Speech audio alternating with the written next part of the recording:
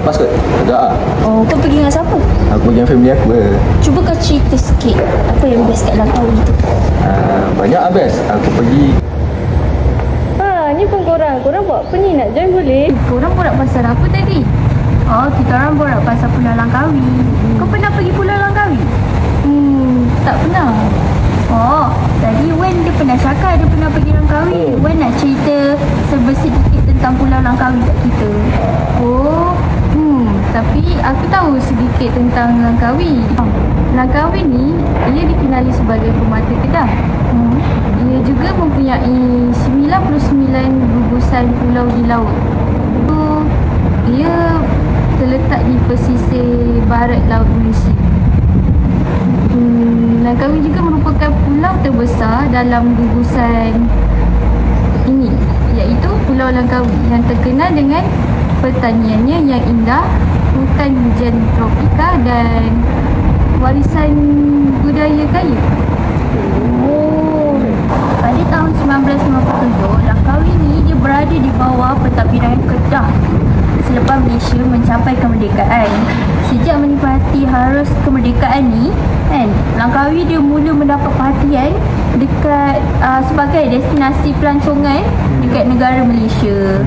Lepas tu, pada tahun 1987, Dr. Mahathir Mohamad telah melancarkan Langkawi ni sebagai zon pelancongan bebas cukai. So Langkawi ni dia menarik lagi perhatian dan meningkatkan infrastruktur serta kemudahan pelancongan di Pulau Langkawi tersebut lah. Wan, tadi kau cakap kau pernah pergi Pulau Langkawi. Cuba kau cerita sikit apa yang best kat Pulau Langkawi tu. Sebab kita orang kan tak pernah pergi, betul? Setuju lah aku cakap. Langkawi tu best. Sebab ada satu tempat tu nama dia Makam Masuria. Aku ada baca lah dia punya sejarah Masuri tu. Memang kiranya Masuri tu kat sana ada jadi legenda. Masuri tu dulu dekat sana memang jadi kisah legenda. Lepas tu zaman dulu Masuri tu orang dia cantik. So ramai lelaki nak kat dia, tapi dia tak nak pun kat lelaki tu. Oh jap. Masuri tu yang darah putih tu ke? Dia matikan sumpah. Bukan matikan sumpah, dia sumpah orang Langkawi tu. Secara awal dia kan ramai sangat nak kat Masuri, tapi Masuri tak nak kat orang. Nak tunjukkan cerita Masuri ni jumpa lah seorang lelaki yang nak kat dia lah. So diorang pun kahwin. Nak tak dia kan, satu hari tu dia punya suami Masuri ni pergi parang dengan siap, pergi.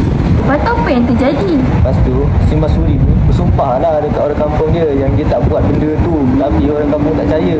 End up, dia fed up, orang kampung tak percaya dengan dia. Dia ni cakap kalau dia mati, darah yang keluar daripada badan dia warna putih. Lepas tu and dia mati, and darah badan dia tu keluar warna putih.